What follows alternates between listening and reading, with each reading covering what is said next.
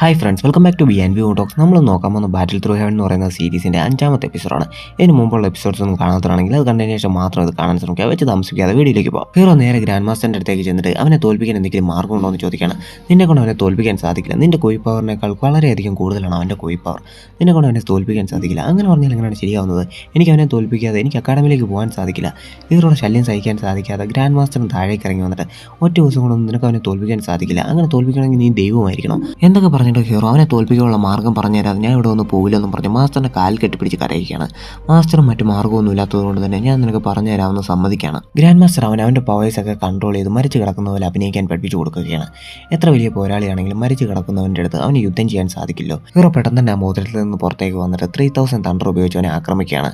അവനും ലോക്കായി ഇവിടെ നിൽക്കുകയാണ്. ക്ഷമിക്കണം സീനിയർ, എനിക്ക് ഈ മൂവ് മാത്രമേ അറിയത്തുള്ളൂ. അത് ഞാൻ ഇപ്പോൾ പഠിച്ചതാണെന്ന് പറയുമ്പോൾ അവൻ വളരെയധികം ധൈര്യത്തിൽ ഹീറോയെ തിരിച്ചാക്രമിക്കുകയാണ്. ഹീറോ തെറിച്ചുപോയി വീഴുന്നുണ്ട്. ഇത് കണ്ട ഹീറോയിനൊക്കെ വളരെയധികം വിഷമിച്ച് അവൻ്റെ അടുത്തേക്ക് വന്ന് നോക്കുകയാണ്. ഹീറോയ്ക്ക് അനക്കമില്ലാത്തത് കണ്ടിട്ട് അവൾ പൊട്ടിക്കരയുകയാണ്. അത് കണ്ട ഹീറോ പെട്ടെന്ന് തന്നെ അവൾക്ക് സിഗ്നൽ കൊടുക്കുകയാണ്. ഹീറോയിനും കാര്യം മനസ്സിലായി. ഒരു തെറ്റും ചെയ്യാത്ത ഇവനെ നീ കൊന്നു കളഞ്ഞില്ല. ഉറപ്പായി ഞാൻ സിയുക്ലാനെ അറിയിക്കും. അവർ നിനക്ക് പണിഷ്മെൻറ്റ് ഇട്ടും നിന്നെ ഉറപ്പായും ഒരു കൊല്ലും. ഇത് കേട്ട് അവൻ ചെറുതായിട്ടൊന്ന് പേടിച്ചിട്ട് ഇതിനകത്ത് സിയുക്ലാനെ എന്തിനാണ് വലിച്ചിരിക്കുന്നത്? ഒരു ഫൈറ്റ് ആകുമ്പോൾ ഇത് സർവ്വസാധാരണമാണ്. എന്ത് പറ്റിയെന്ന് ഞാൻ നോക്കട്ടെ എന്നും പറഞ്ഞ് ആ സീനിയർ വന്ന് ഹീറോയുടെ അടുത്ത് വന്നിരിക്കുകയാണ്.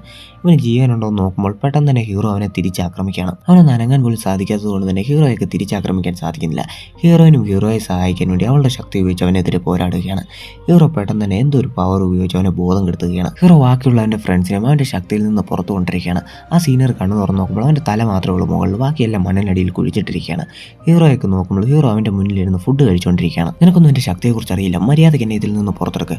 നിന്നെ ഇതിൽ നിന്ന് പുറത്തെടുത്താൽ നീ ഉറപ്പായി യുദ്ധം ചെയ്യും. അതുകൊണ്ട് നീ ഒരു കാര്യം ചെയ്യും, 2 വർഷം വെയിറ്റ് ചെയ്യും.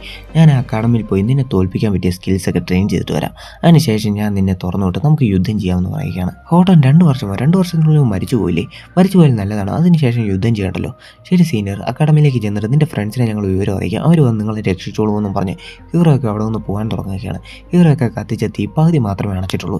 ഇത് കണ്ട് പേടിച്ച സീനിയർ, നിങ്ങൾ എന്നെ തുറന്നു വിട്ടില്ലെങ്കിലും കുഴപ്പമില്ല, ആ തീയെങ്കിലും മുഴുവനായിട്ട് അണച്ചിട്ട് പോകാൻ പറഞ്ഞ് അവൻ നിലവിളിക്കുകയാണ്. നടന്ന ഓരോ സംഭവത്തിന് ശേഷം ലിൻസിയയും ഹീറോയും ഹോട്ട് ഡോഗിനും എല്ലാവരും നല്ല ഫ്രണ്ട്സ് ആയിരിക്കുകയാണ്. അവരെല്ലാവരും ആ കാട് കടന്ന് അക്കാഡമിയെ നോക്കിക്കൊണ്ട് പോയിക്കൊണ്ടിരിക്കുകയാണ്. അടുത്ത സീനിൽ ഹീറോയും ഹീറോയുടെ ഗ്യാങ്ങും അക്കാഡമിയിലെത്തി ഫ്രഷായി യൂണിഫോം ഒക്കെ ഇട്ട് അസംബ്ലിക്ക് വന്ന് നിൽക്കുകയാണ്. മീറ്റാൻസ് എന്ന് പറയുന്ന ഒരാളാണ് അവർക്ക് വെൽക്കം സ്പീച്ച് ഒക്കെ കൊടുക്കുന്നത്. 3 ദിവസം കഷ്ടപ്പെട്ട് നിങ്ങൾ ആ കാട് താണ്ടി വന്നിരിക്കുകയാണ്. നിങ്ങൾക്കുള്ള ഫുഡൊക്കെ ഇവിടെ തയ്യാറായിട്ടുണ്ട്. നമ്മുടെ അക്കാഡമിയെക്കുറിച്ച് നോക്കുകയാണെങ്കിൽ ആ 2 റൂൾസ് മാത്രമേ ഉള്ളൂ. ഒന്നാമത്തെ റൂൾ ഫൈറ്റർ ഗോഡാണ് നമ്മുടെ പ്രിൻസിപ്പൽ. അദ്ദേഹം ഇപ്പോൾ ഇവിടെ ഇല്ലാത്തതുകൊണ്ട് തന്നെ എൽഡർ അസോസിയേഷനാണ് ഈ അക്കാഡമി റൺ ചെയ്യുന്നത്. എന്തൊക്കെയാണെങ്കിലും നിങ്ങൾ ഫൈറ്റർ ഗോഡിൻ്റെ സ്റ്റുഡൻസ് ആണ്. രണ്ടാമത്തെ റൂൾ, നിങ്ങൾ എത്ര വലിയ ഫൈറ്റേഴ്സ് ആയാലും എവിടെയൊക്കെ പോയാലും സോളാലിനെയും നോർത്തിലുള്ള ഈവിൾസിനെതിരെ നിങ്ങൾ പോരാടണം. നാടിനെ രക്ഷിക്കുന്നതാണ് ഒരു ഫൈറ്ററിൻ്റെ ഏറ്റവും വലിയ കർത്തവ്യം. സ്റ്റുഡൻസ് തമ്മിലുള്ള ഫൈറ്റ് അവർ സ്ട്രിക്റ്റ് ആയിട്ട് റിസ്ട്രിക്റ്റ് ചെയ്തിട്ടുണ്ട്. നിങ്ങൾക്ക് ആരോടെങ്കിലും ഫൈറ്റ് ചെയ്യണമെന്ന് തോന്നുകയാണെങ്കിൽ അസോസിയേഷനെ അറിയിച്ച് പ്രോപ്പർ ചാനലിൽ കൂടെ മാത്രമേ ഫൈറ്റ് ചെയ്യാൻ പാടുള്ളൂ. ഹീറോയ്ക്ക് ആ സീനിയേഴ്സ് കാരണം ഇനി എന്തെങ്കിലും പ്രശ്നം ഉണ്ടാകുമോ എന്നോർത്താണ് പേടി. ഹീറോ അടുത്തേക്ക് ലിൻസിയെ വന്നിട്ട് നീ ഓർത്ത് പേടിക്കണ്ട, പറഞ്ഞു കേട്ടില്ലേ, അസോസിയേഷനെ അറിയിക്കാതെ ഫൈറ്റ് ഉണ്ടായാലും അവർ ഡിസ്മിസ് ചെയ്യും. അതുകൊണ്ട് നീ പേടിക്കണമെന്ന് പറഞ്ഞ് അവനെ സമാധാനിപ്പിക്കുകയാണ്. അവരുടെ സീനിയർ അവരെ 4 പേരെയും റൂമിലേക്ക് കൊണ്ടിരിക്കുകയാണ്. താങ്ക് യു സീനിയർ, ഞങ്ങൾക്ക് 4 പേർക്കും ഒരുമിച്ച് താമസിക്കാനുള്ള അവസരം ഉണ്ടാക്കി തന്നതിന്. അന്ന് കാട്ടിൽ വെച്ച് നടന്നതിന് ഞങ്ങൾ നിങ്ങളോട് ക്ഷമ ചോദിക്കുന്നു. അത് വെച്ച് നിങ്ങൾ ഞങ്ങളോട് പെരുമാറുമെന്നാണ് കരുതിയത്. എന്നാൽ ഞങ്ങൾക്ക് നന്ദിയുണ്ടെന്ന് പറയുമ്പോൾ അതൊക്കെ എഡ്യൂക്കേഷൻ്റെ ഭാഗമില്ല, അതൊന്നും കുഴപ്പമില്ല. ആ ബ്ലാക്ക് ഡോളും വൈറ്റ് ഡോളും ആ കുറച്ച് ഡേഞ്ചർ. എന്നാൽ നിങ്ങൾ അവർക്കും പണി കൊടുത്തില്ലേ, ഇനി നിങ്ങൾ പേടിക്കാനൊന്നുമില്ലെന്നും പറഞ്ഞിട്ട് ലിൻസിയെ മാത്രം ആ റൂം ക്ലീൻ ചെയ്യാൻ നിർത്തിയിട്ട് ബാക്കി 3 പേരെയും ബായിജാൻ പുറത്തെല്ലാം ചുറ്റിക്കാണിക്കാൻ വേണ്ടി കൊണ്ടുപോവുകയാണ്. ബായിജാനെ കാണുന്ന സ്റ്റുഡൻസ് എല്ലാവരും സെറ്റർ ലീഡർ എന്നും പറഞ്ഞ് അവൻ്റെ മുന്നിൽ തലവണങ്ങുകയാണ്. സെറ്റർ ലീഡറോ? അത് ഈ അക്കാഡമിയിൽ നിങ്ങൾ സ്റ്റുഡൻസിന് എല്ലാവർക്കും ഇഷ്ടമുള്ള സെറ്റേഴ്സ് ആരംഭിക്കാൻ സാധിക്കും. ഞാനും എൻ്റെ സഹോദരൻ ബൈസനും കൂടെ ഇവിടെ ഒരു സെറ്റർ ആരംഭിച്ചിട്ടുണ്ട്. അത് കേട്ട ഹീറോയുടെ ഫ്രണ്ട്സും ബൈസൻ നിങ്ങളുടെ സഹോദരനാണോ എന്ന് ചോദിച്ച് ഷോക്കാവുകയാണ്. ബായിജാൻ ഹീറോയൊക്കെ മാർക്കറ്റ് ചുറ്റി കാണിക്കാൻ വേണ്ടി കൊണ്ടുപോവുകയാണ്. ഇനി നിങ്ങൾ ഒറ്റയ്ക്ക് പോയി കണ്ടോളാൻ പറഞ്ഞിട്ട് ബായിജാൻ അവിടെ ഒന്ന് പോവുകയാണ്.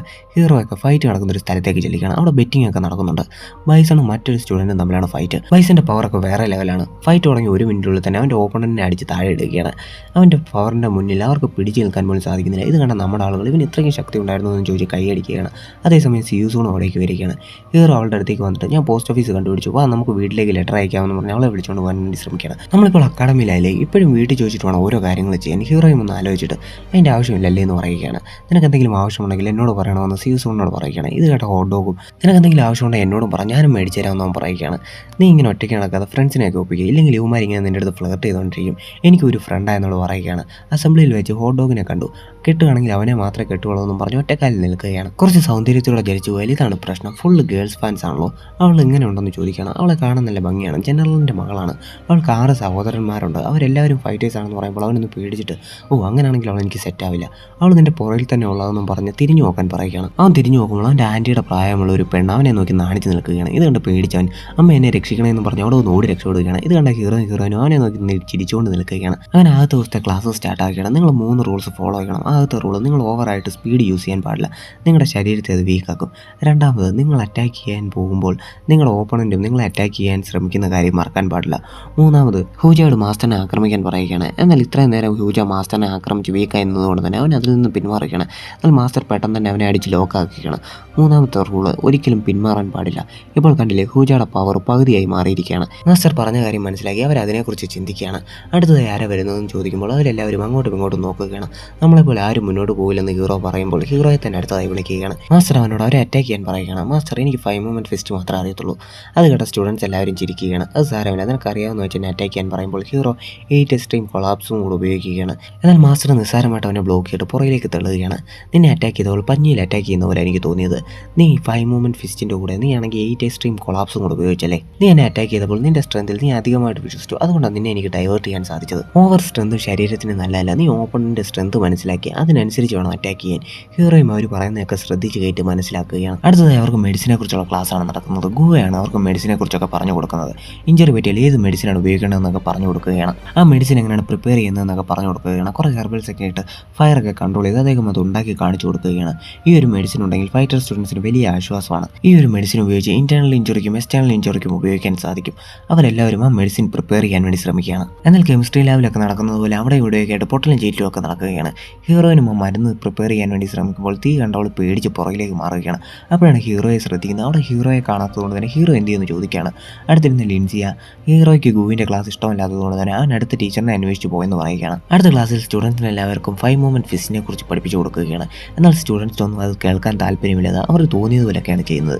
ഇത് കണ്ട മാസ്റ്റർ ദേഷ്യം വന്നിട്ട് നിങ്ങൾ എന്താ ഈ ചെയ്യുന്നതെന്ന് ചോദിച്ചു അവരെല്ലാവരും വഴക്ക് പറഞ്ഞുകൊണ്ടിരിക്കുകയാണ്. അതേസമയം ഇൻഫിങ് അവിടേക്ക് വരികയാണ്. എനിക്ക് മനസ്സിലായി 5 മൂവ്മെൻറ്റ് ഫിസ്റ്റ് ബേസിക് ആണെന്ന് കരുതിയില്ലേ നിങ്ങളിത് പഠിക്കാൻ തയ്യാറാകാത്തത്.